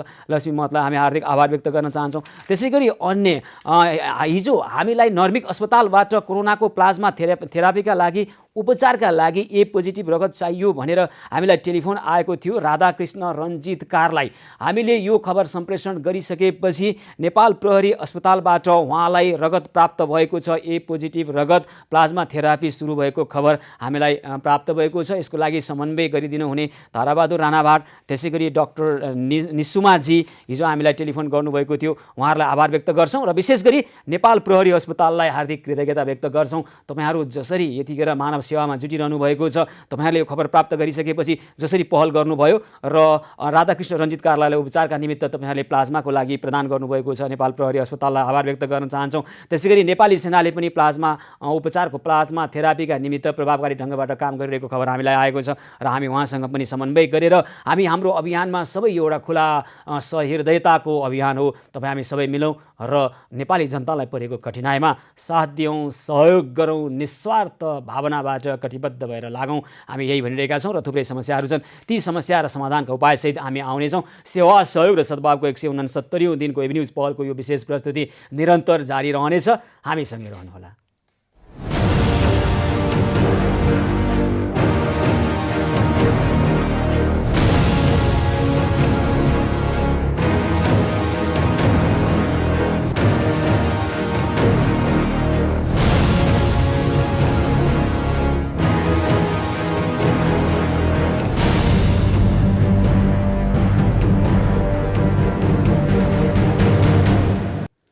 सेवा, सहयोग र सद्भावको 169औं दिन एभिन्यूज पहलको यो विशेष प्रस्तुतिमा पुनः स्वागत छ। आदरणीय दर्शकवृन्द, यतिखेर काठमाडौँ उपत्यकामा निषेधाज्ञा लगाइएको छ कोरोना सङ्क्रमणको जोखिमलाई न्यूनीकरण गर्नको निमित्त। निषेधाज्ञा लगाउने बित्तिकै कोरोना सङ्क्रमणको जोखिम न्यूनीकरण हुने होइन।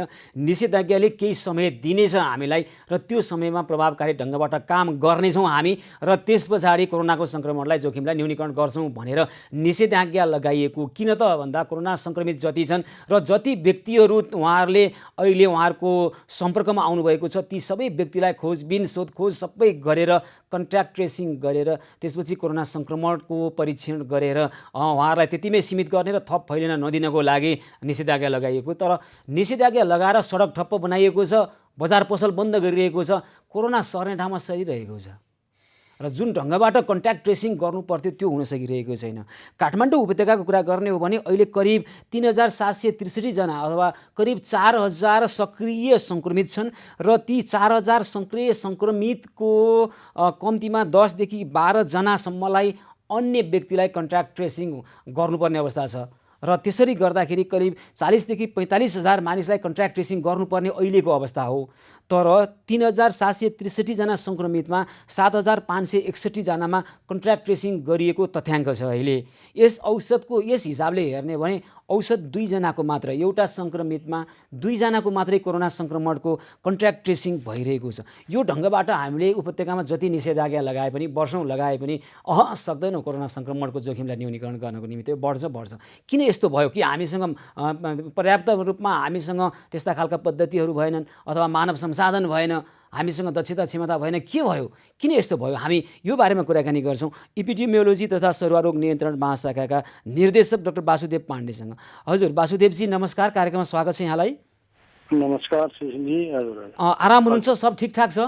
ठिकै छ। अब घाँटी त भइसक्यो, दिनभरि कुरा गर्दा गर्दै त्यही पनि ठिक छ। धेरै व्यस्त हुनुहुन्छ, ठिकै छ। हामी छोटोमा कुराकानी गरौँ है वासुदेवजी।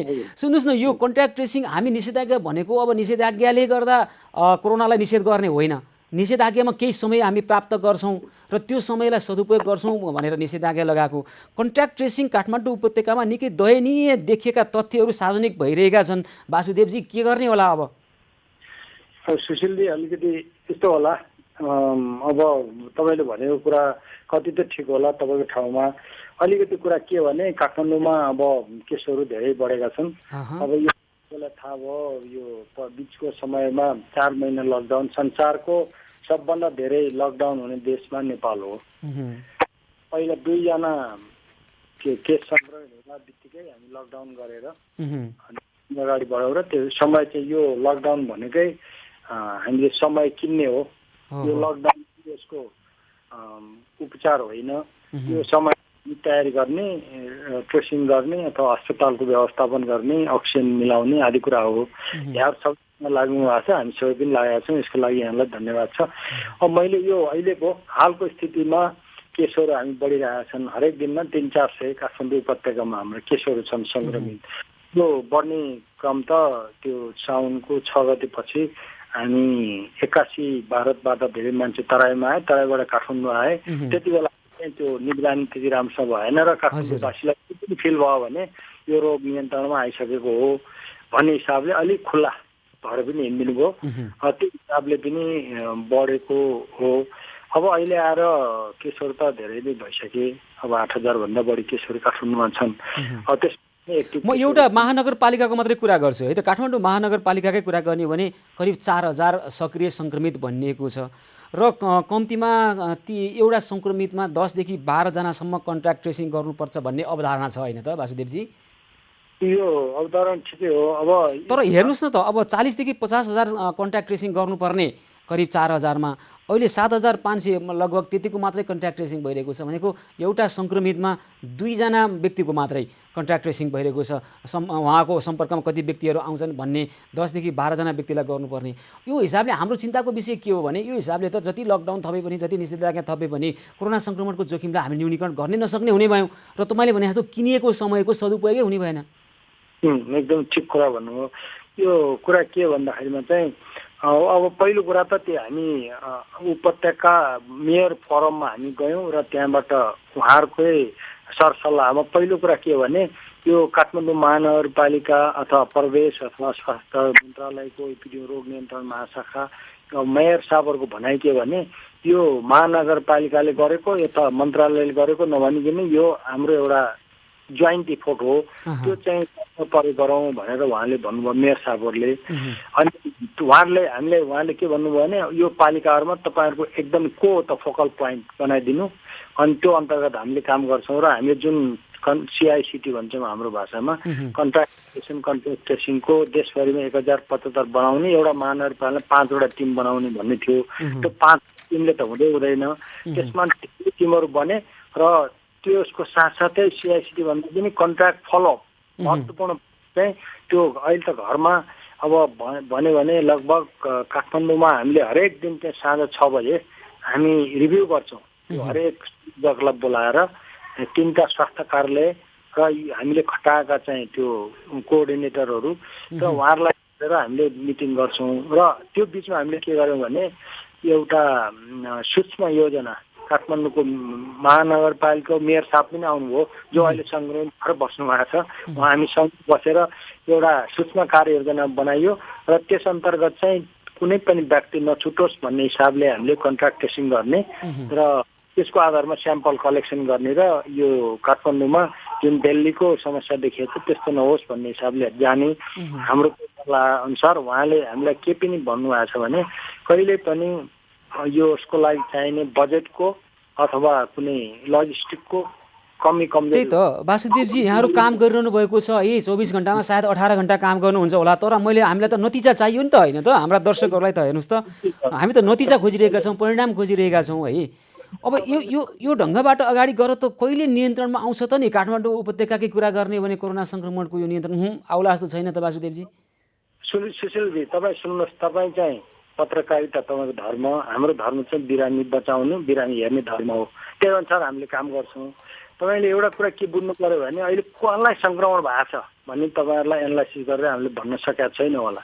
हामीले हरेक दिनको हामीले डेटा बनाउँछौँ। त्यो कति वर्षको उमेरको हो, त्यसलाई उहाँलाई चाहिँ कुन खालको कोमर्बिडिट कन्डिसन भन्छ नि, डायबिटिज छ कि हाइपरटेन्सन छ कि अथवा उहाँ बाहिरबाट आउनुभयो कि भित्रै हो कि, अनि उहाँको के कुन समूहको कुन बिजनेस हो, उहाँको स्वास्थ्यकर्मी हो कि प्रहरी हो कि अथवा ब्याङ्कमा काम गर्ने हो कि, सबको हामीसँग रेकर्ड हुन्छ। यो सबै तपाईँहरूलाई भन्न नसकेको मात्रै हो। त्यसमा अहिले हेर्नुभयो भने 1 नम्बरमा चाहिँ प्रहरी। हरेक दिनको काठमाडौँ भने 300 मध्येमा एबाउट 40% 30-40% चाहिँ प्रहरी छ। प्रहरी भन्ने एउटा संरचना हो नि, त्यहाँभित्र कुनै मान्छेलाई कन्ट्याक्ट ट्रेसिङ पहिला पो हामी चाहिँ के थियो भने एउटा पहिला 12 जना भनेको त के भने कोही मान्छे एउटा सङ्क्रमित जस्तै प्लेनमा आयो मान्छे, प्लेनमा अगाडिको रो र पछाडिको रोपमा कतिजना बसेका थिए, ऊ बसमा कसरी चढेर गयो, ट्याक्सीमा कसरी गयो, घर गएर कतिजनालाई सङ्क्रमण भयो, त्यसरी कन्ट्याक्ट ट्रेसिङ भएर 12-15 जना हुने हो भने प्रहरीको स्ट्रक्चरमा तपाईँ गएर एउटा ब्यारेकमा 50 जना भयो भनेदेखि त अर्को 30 जना मात्रै बाँकी छन्। त्यही त त्यसमा कन्ट्याक्ट ट्रेसिङ त लेस देन 1 भयो नि गर्नुपर्ने। त्यसो भए के त अहिले जसरी कन्ट्याक्ट ट्रेसिङ भइरहेछ यो ठिकै छ वासुदेवजी? ठिकै छ यो? होइन, यो कुरा के भने त्यो कारणले चाहिँ अहिले तपाईँ 2 जना त होइन, उहाँहरूलाई यो प्रहरी तथा स्वास्थ्य कर्मीहरूको हिसाब गरेको हुनाले त्यो यस्तो देखिएको हो, 2 जना त होइन।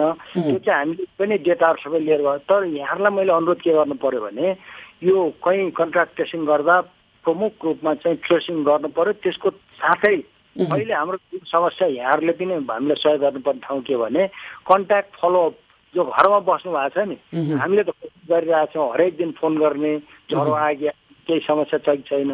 अहिले चारमा 60% भन्दा बढी घरमा बस्नु भएको छ। हजुर, दिएर छैन त हामीसँग ठाउँ छ, ठाउँ नभएर होइन। अहिले के आयो भने अन्तर्राष्ट्रिय रूपमा पनि जो घरमा बस्नु भएको छ भने उहाँले वातावरणमा चाहिँ उहाँलाई रोग निको भएको छिटो निको। वासुदेवजी मलाई स्पष्ट बनाइदिनु, दर्शकलाई धेरै चासो छ कि हामी जुन ढङ्गबाट काम गरिरहेका छौँ यही ढङ्गबाट हामी कोरोना सङ्क्रमणको जोखिमलाई न्यूनीकरण गर्दै लान्छौँ, सक्छौँ, यही ढङ्गबाट सक्छौँ कि केही गर्नुपर्छ अरू? होइन होइन, यसमा चाहिँ गर्नुपर्ने अरू त छ, किनभने समय आउँछ, समयअनुसार परिवर्तन गर्दै जानुपर्छ।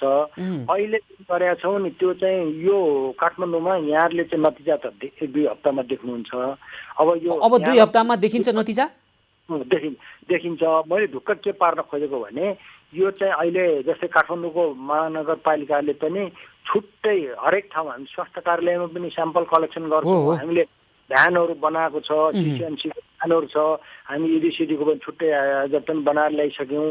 र कहीँ कन्ट्याक्ट ट्रेसिङ एउटा कुरा के विचार गरिदिनु पर्यो भने अब हामी के रूपमा जानुपर्छ भने जो कन्ट्याक्ट क्लोज कन्ट्याक्ट एकदम नजिक बसेर, जस्तै कोही भयो त्यसको 15-20 मिनट बसेको छ, मास्क लगाएको छैन उहाँको भने त्यस्तोलाई चाहिँ हामी PCR टेस्टहरू जाने हो, अथवा जसको लक्षण चाहिँ सिम्टोमेटिक छ त्यस्तोलाई जाने हो। तर यो अब कहिलेकाहीँ के हुन्छ भने यहाँहरूलाई मैले अनुरोध के गरेँ भने जस्तै माननीयजी हुनुहुन्छ, मेयर साहबहरू हुनुहुन्छ, यो टेक्निकल कुरा त सबैलाई अब जस्तै मलाई जानेको यहाँलाई थाहा नहुन सक्छ, यहाँको पत्रकारिता मलाई थाहा छैन।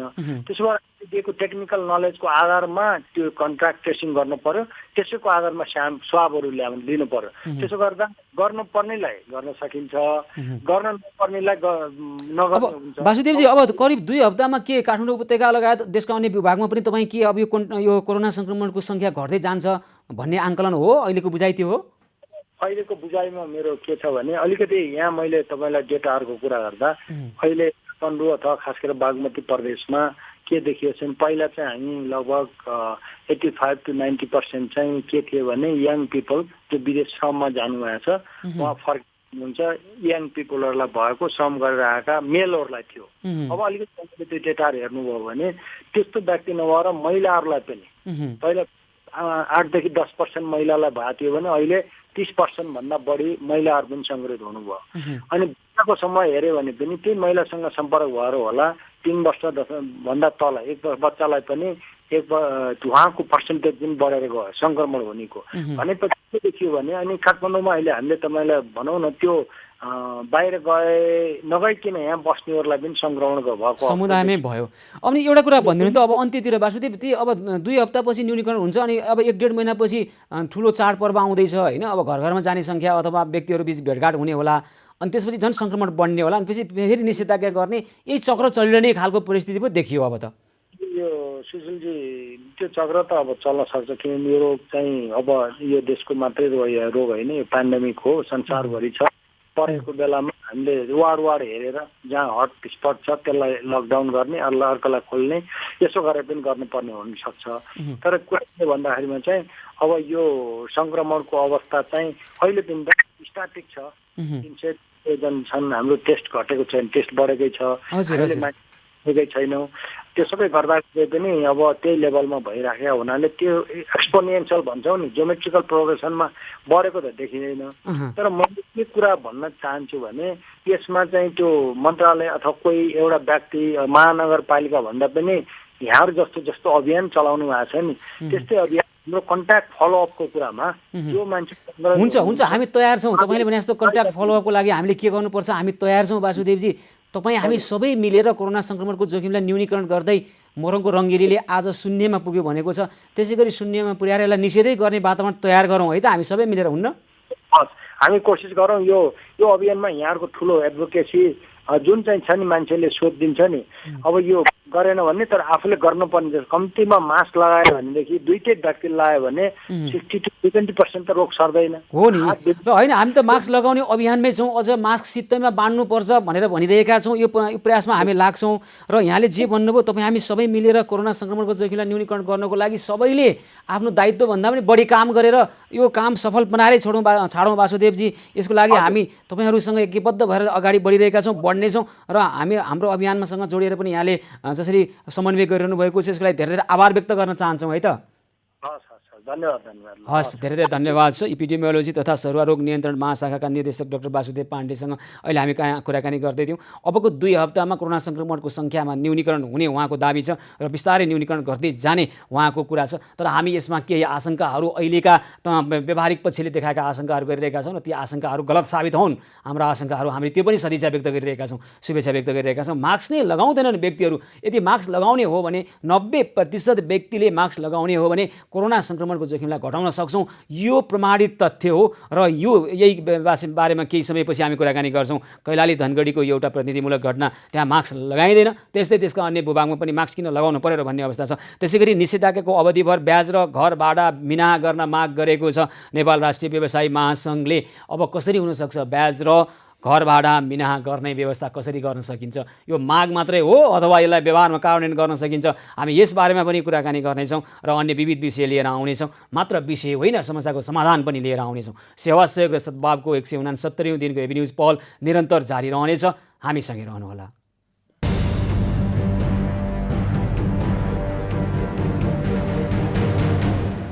सेवा सहयोग र सद्भावको 169औं दिन एबी न्युज पहलको यो विशेष प्रस्तुतिमा पुनः स्वागत छ। आदरणीय दर्शकवृन्द, हाम्रा सहयोगी हातहरूले, सहयोगी मनहरूले, सहयोगी अपेक्षीहरूलाई र विशेष गरी औषधि उपचार लगायतका ठाउँमा पनि अहिले काम गरिरहनु भएको छ प्रभावकारी ढङ्गबाट। यसै सिलसिलामा ताराबहादुर राणाभाटको समन्वयमा हाम्रो अभियानसँग जोडिएर साउन 16देखि हामीले वीर अस्पताल ट्रमा सेन्टरमा उपचार गराइरहनुभएका समीर खत्री, उहाँको स्वास्थ्य उपचार गराएर आज उहाँ घर फर्काउनु भएको छ स्वास्थ्य लाभ गरेर, र हामीले अरू 18,000 बराबरको औषधि खरिद गरेका छौँ हाम्रो अभियान मार्फत। त्यसै गरी क्षेत्रपाटी निवासी सानुमाया कुलुङलाई क्यान्सर रोग पीडित हुनुहुन्छ, उहाँको घरमा खाद्यान्न र औषधि 1 महिनालाई पुग्ने औषधि पुर्याइएको छ। ताराबहादुर राणाभाटले यसमा प्रभावकारी ढङ्गबाट समन्वय गर्नुभएको छ। हाम्रा सहयोगी हातहरूले हामी उहाँहरूलाई हार्दिक आभार व्यक्त गर्न चाहन्छौँ। र दर्शकवृन्द, यतिखेर हामीले भन्दै आएको कुरा, तपाईँ हामी सबैले प्रभावकारी ढङ्गबाट सही ढङ्गबाट मास्क मात्रै लगाइदिने हो भने निषेधाज्ञा लगाउनु पर्दैन प्रशासनलाई, बिस्तारै कोरोना सङ्क्रमणको जोखिमलाई न्यूनीकरण गर्न सक्छौँ। तर मास्क नै नलागेका कुराहरू आइरहेका छन्। विशेष गरी कैलालीको धनगढीमा मास्क नलगाइकन त्यहाँ व्यक्तिहरू हिँडडुल गर्न थालिसकेपछि त्यहाँका स्थानीय व्यवसायीहरूले जसले मास्क लगाउँदैनन् उनीहरूलाई सेवा नदिने भन्ने खालको समेत त्यहाँ अवस्था सिर्जना भएको छ। यसबारेमा हामी बुझ्छौँ। कैलालीका प्रमुख जिल्ला अधिकारी यज्ञराज बोहरा प्रत्यक्ष सम्पर्कमा हुनुहुन्छ। हजुर बोहराजी नमस्कार, कार्यक्रममा स्वागत छ यहाँलाई। हजुर नमस्कार। के छ अहिले कैलालीको? अब हुन त देशका विभिन्न ठाउँमा मास्क नलागेका कुराहरू आइरहेका छन्, तर पछिल्लो समय मास्कले नै कोरोना सङ्क्रमणको जोखिमलाई शून्यमा झार्न सक्छ भन्ने अन्तर्राष्ट्रिय अनुभव पनि आइरहेको छ होइन? त्यहाँको स्थिति चाहिँ के हो? निश्चित रूपले यो मास्क चाहिँ अब लगाउनु पर्छ भन्ने चाहिँ अब हामीले विभिन्न किसिमका एवेरनेस प्रोग्राम भन्ने चलायौँ र चाहिँ अब यसरी मास्क नलगाउने व्यक्तिहरूलाई चाहिँ अब होल्ड गर्नेदेखि लिएर उहाँहरूलाई चाहिँ जरिमाना गर्नेसम्म चाहिँ पनि गरियो र मास्क वितरण पनि गऱ्यौँ। अहिलेसम्मको हाम्रो चाहिँ यसो मोटामोटी तथ्याङ्क हेर्दाखेरि हामीले करिब 21,723 जनालाई चाहिँ अब मास्क नलगाए बापत चाहिँ अब उहाँहरूलाई होल्ड गर्नेदेखि लिएर जरिमाना गर्नेसम्मको चाहिँ गऱ्यौँ भने 1,059 जनालाई चाहिँ मास्क चाहिँ वितरण गऱ्यौँ। र त्यसै गरी चाहिँ अब नेपाल प्रहरी मार्फत चाहिँ अब एवेरनेस प्रोग्राम पनि चलायौँ। विभिन्न अब सञ्चार माध्यमबाट पनि मास्कको यसको आवश्यकता महत्त्वको बारेमा त्यो पनि गरिएको छ। अफिसरमा पनि हामीले चाहिँ अब स्पेसली चाहिँ मास्क नलगाएकोलाई हामीले प्रवेश गर्ने पनि रोक गराएर एउटा कुरा बुझ्ने प्रयास चाहिँ गर्नु पर्ला। कोही व्यक्तिले जनचेतनाको अभावले मास्क लगाएको छैन भनिरहँदा मास्क नै नभएर नलगाएको पनि हुनसक्छ होइन? मास्क दिएर लगाउन सिकाएर उहाँहरूलाई अलिकता मास्क लगाउने वातावरण तयार गर्ने हिसाबमा चाहिँ के काम भएको छ त्यहाँ? मैले अघि पनि यहाँलाई चाहिँ मैले अवगत गराएँ। हामीले चाहिँ करिब 1,059 जना लाई चाहिँ अब त्यो कारबाहीकै सिलसिलामा मास्क नलगाएकालाई चाहिँ अब एवेरनेस पनि चाहिँ हुने र कसैले चाहिँ मास्क नभएर पनि नलगाएको हुनसक्छ होइन। त्यो हिसाबले चाहिँ अब हामीले चाहिँ अब त्यो वितरण पनि गरेका छौँ। विभिन्न गैर सरकारी संस्थाहरूले पनि अब त्यस्ता नहुने व्यक्तिहरूलाई चाहिँ मास्क वितरण गरेको चाहिँ अब हामीलाई जानकारी आएको छ। कतिपय चाहिँ हामी मार्फत पनि चाहिँ मास्कहरू चाहिँ वितरण भएका छन् चाहिँ यसरी चाहिँ अब मास्क वितरणको काम पनि एकातिर भइरहेका छौँ। अर्कोतिर एवेरनेस पनि हामीले चाहिँ सँगसँगै लगेका छौँ र चाहिँ जरिमानाको कुरालाई पनि चाहिँ अब कसैले चाहिँ अटेरी गर्छ भने त्यसलाई चाहिँ अब जरिमाना गर्ने काम पनि भइरहेका छ। ल हुन्छ बोहराजी, अब प्रभावकारी ढङ्गबाट मास्कको सदुपयोग गरेर सही ढङ्गबाट उपयोग गरेर कोरोना सङ्क्रमणको जोखिम न्यूनीकरण गर्नका लागि जनचेतना बढाउने, मास्क नभएका व्यक्तिलाई मास्क दिने र मास्क लगाएर कोरोना सङ्क्रमणलाई जित्ने अभियानमा तपाईँ हामी सबै जुट्नुपर्छ। यहाँले गरिरहनु भएको कामलाई अझै प्रभावकारी बनाउनु पर्ने अवस्था देखिएको छ कैलालीमा र अहिलेलाई भने गेराजी यहाँलाई धेरै धेरै धन्यवाद भन्न चाहन्छौँ हामी। हजुर यहाँलाई पनि धन्यवाद छ। हस्, धेरै धेरै धन्यवाद छ। कैलालीका प्रमुख जिल्ला अधिकारी एगराज बोहरा यतिखेर हामीसँग कुराकानी गर्दै हुनुहुन्थ्यो। त्यहाँ कैलालीमा विशेष गरी धनगढीमा मास्क नलगाएर बजारमा हुलमुल भइसकेपछि व्यवसायीहरूले नै सुरक्षा मापदण्ड नअपनाएका ग्राहकलाई सेवा नदिने भन्नुपर्ने बाध्यता आएको रहेछ र तपाईँ हामी सबै मिलेर मास्कलाई सही र समुचित ढङ्गबाट उचित प्रयोग गर्ने हो भने कोरोना सङ्क्रमण न्यूनीकरण गर्नका लागि निषेधाज्ञा र लकडाउन लगाउनु पर्ने छैन। मुखमा लगाउनु भएको मास्कले, तालु र च्यापुमा लगाएको मास्कले होइन, मुख र नाक छोपेर लगाएको मास्कले निषेधाज्ञा र लकडाउन हटाउनका निमित्त सहयोग गर्छ।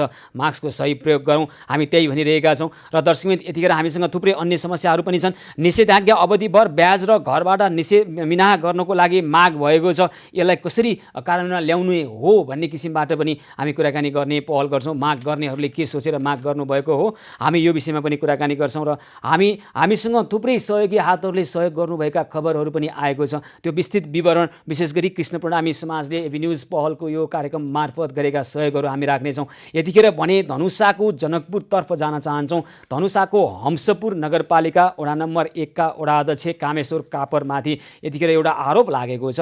उहाँले सार्वजनिक पोखरीको ठेक्का रकम अनियमितता गरेको खुलासा भएको छ र नगरपालिकाले ठेक्का लगाउनु पर्ने सार्वजनिक पोखरीको ठेक्का वडा कार्यालयको नाममा लगाएको र उहाँहरूले अवैधानिक रूपमा त्यसरी ठेक्का लगाएर व्यक्तिगत रूपमा त्यो रकम अनियमितता गरेको खबर आइरहेको छ र यो बारेमा हामी बुझ्नका निमित्त धनुषाको हंसपुर नगरपालिका 1 का वडा अध्यक्ष कामेश्वर कापरमाथि लगाइएको यो आरोप उहाँलाई नै हामी यहाँबाट सोध्छौँ। कामेश्वरजी सम्पर्कमा आउनुभएको छ। हजुर कामेश्वरजी नमस्कार, कार्यक्रममा स्वागत छ यहाँलाई। नमस्कार। र तपाईँमाथि लागेको आरोप हामी भन्छौँ है त, तपाईँलाई एउटा आरोप लागेको छ, गम्भीर खालको आरोप। सार्वजनिक पोखरीको ठेक्का रकम तपाईँले अनियमितता गर्नुभएछ, किन यसो गर्नुभयो? हजुर यो हाम्रो नगरपालिकामा वडा कार्यालय वडा अध्यक्षले आर्थिक कारोबार केही छैन। पोखरी के ठेक्का लगाउने नलगाउने नगरपालिका टेन्डरबाट लगाइसकेछ। हाम्रो वडाको केही आर्थिक कारोबार छैन। ठेकाले नगरपालिकाले लगाएछ। नगरपालिकाबाट यो विषय नगरपालिकाबाट सोध्नु। तपाईँले गोप्य रूपमा ठेक्का लगाउनु भयो र स्थानीय मदन कुमार झालाई ठेक्का दिनुभयो र उहाँले ठेक्का बराबरको रकम तपाईँलाई गोप्य रूपमा बुझाउनु भयो भन्ने खबर छ त हामीलाई त। गुप्त रूपमा सर हेर्नु न, गुप्त रूपमा अब के भनिदिन्छ हुन्छ। गुप्त रूपमा हाम्रो साबुत हुन्छ नि, गुप्त रूपमा के को हाम्रो पैसा दिएछ। नगरपालिकाले गरेको लेखा परीक्षणको प्रतिवेदनमा त्यो पोखरी ठेक्का नलागेको दाबी छ त। फेरि लेखा परीक्षणमा ठेक्का लागेछ नै लागेछ हेर्नु न। नगरपालिकाको लेखाको प्रतिवेदनमा नगरपालिकाबाट ठेक्का लागिन्छ। उहाँ प्रतिवेदनको होइन, मेरो पनि त म पनि कार्यपालिका सदस्य नै। उहाँ त्यो कार्यपालिकाको उहाँमा वो प्रतिवेदनमा यो सबै ठेक्का लागेछ। उहाँ बेहोरा नगरपालिकामा सबै जनाइरहेछ।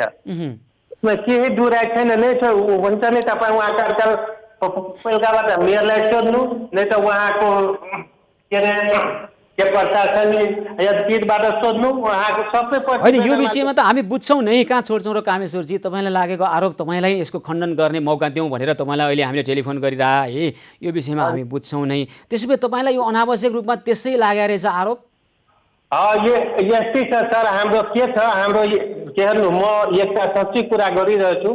म यहाँ हाम्रो मधेसमा होइन, म यहाँ हंसपुर नगरपालिकामा म यो वामबाट होइन, पहिले एमालेबाट म मैले के 2टा वादा त जितेरहेछु।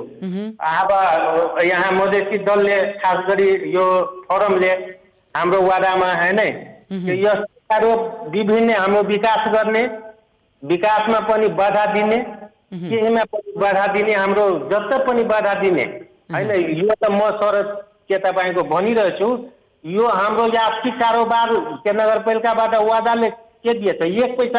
1 पैसाले चलाउन दिए छैन नि। उहाँ काम दिएर यहाँ भनेपछि तपाईँलाई राजनीतिक पूर्वाग्रह सान्न यो आरोप लगाइरहेको रहेछ भन्ने तपाईँको खण्डन रह्यो होइन कामेश्वरजी?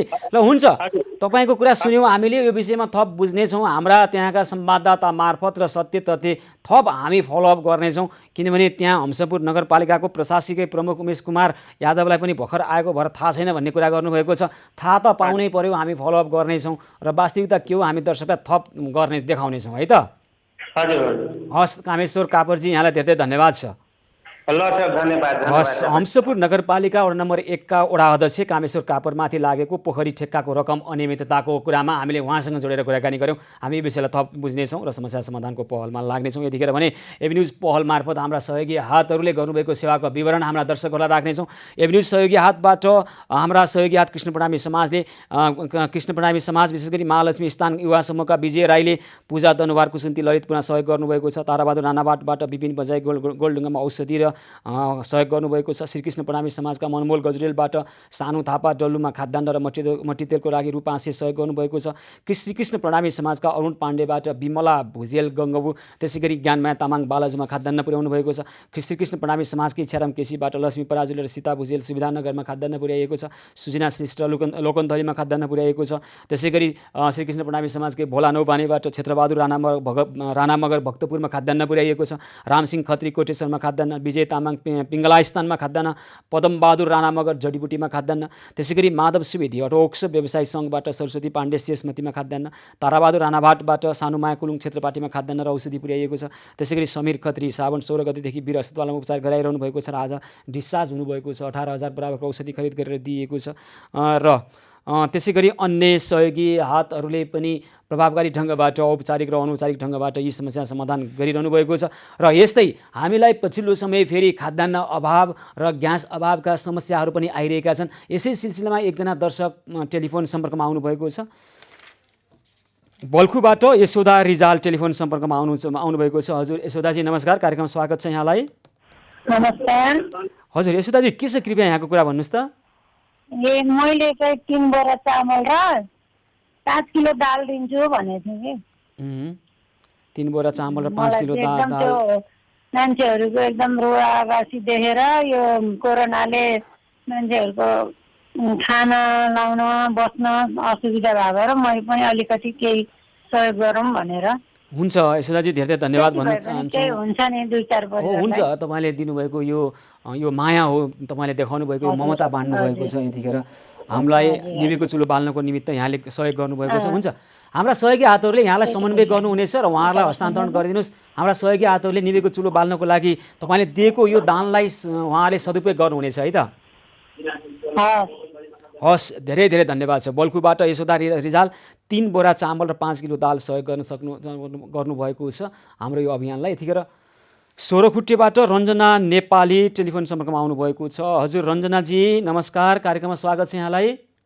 हजुर सर नमस्कार। नमस्कार हजुर, ल भन्नुहोस् त कृपया यहाँको कुरा के छ? सर मेरो चाहिँ होइन, म अस्ति घर गएको थिएँ अनि बिचमा चाहिँ खुल्छ भनेर आएको छ। हेर्नु न 2 दिन काम भयो, त्यहाँदेखि बन्द भयो। अनि के काम गर्नुहुन्छ यहाँ? यहाँ म यहीँ नजिकमै पार्टीमा चाहिँ काम गर्थेँ सर, अहिले बन्द भएको छ। अनि त्यही भएर यहीँ अगाडि नै खाद्यान्न अभाव भयो यहाँको घरमा? हजुर सर हजुर। अनि कतिजना हुनुहुन्छ? म सर अहिले 1 जना छु। भाडा चाहिँ 2 महिनाको बुझाएको छैन, पहिले चाहिँ अलिकति बुझाएको थिएँ। अहिले चामल अलिक छोडेर गएको पनि सर सिद्धिहाल्यो, ग्यास अलिक थियो त्यो पनि सिद्धिहाल्यो। अनि वल्लो पल्लो कोठामा कति माग्ने है, त्यो गाह्रो भएर अनि यहाँ पल्लो कोठाको ग्यास छ कि छैन तपाईँसँग? ग्यास सिद्धिसकेको सर, छैन अलिकति छ अब। ल हुन्छ, हाम्रा सहयोगी हातहरू आउनुहुनेछ यहाँको घरमा खाद्यान्न लिएर र ग्यासको बारेमा पनि समस्या समाधान गर्नुहुनेछ। रञ्जनाजी हुन्छ, यहाँलाई धेरै धेरै धन्यवाद छ है त। हस् सर, हुन्छ सर। हस्, सोह्रखुट्टेबाट रञ्जना नेपाली पार्टी प्यालेसमा काम गर्नुहुन्थ्यो। अहिले निषेधाज्ञाका कारणले गर्दा काम खुलेको छैन र काम गर्न पाउनु भएको छैन। घरमा खाद्यान्न अभाव भएको छ। हामी उहाँको घरमा खाद्यान्न पुर्याउनेछौँ।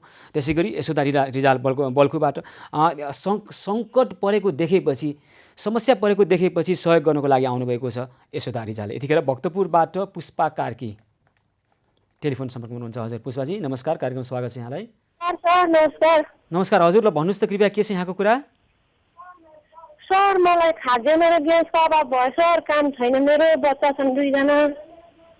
टेलिभिजनको आवाज बन्द गरिदिनुहोस् है पुष्पाजी, यता कुराकानी गरौँ। ल 2 जना बच्चा हुनुहुन्छ अनि खानेकुरा ग्यास सक्यो, खाद्यान्न सक्यो, के काम गर्नुहुन्थ्यो यहाँ? के काम गर्नु सर? म त दिएको मालहरू बनाएर खान्थेँ सर। म त एकाल महिला हो। तरकारीहरू खाने शुद्ध पैसा छैन सर। तरकारीहरू पनि छैन, मलाई धेरै अभाव भएको छ। तपाईँको घरमा कति साना साना बच्चा कति वर्षको हुनुहुन्छ? बच्चा एउटा 8 वर्षको छ सर, एउटा त अलिक ठुलै छ सर। सानो दुध खाने त छैन सर। ल हुन्छ, तपाईँको घरमा अहिले खाद्यान्न लिएर आउनु पऱ्यो होइन त? अहिले त पर्दैन सर, बिहान पठाइदिनु। अहिले त रोटी खाँदैछौँ, रोटी पकाउँदै थिएँ सर। म उता हुन्छ, हामी भोलि बिहान तपाईँको घरमा खाद्यान्न लिएर आउँछौँ है पुष्पाजी, चिन्ता नगर्नुहोस् है त। खाद्यान्न र ग्यास सर, मेरो ग्यास पनि छैन।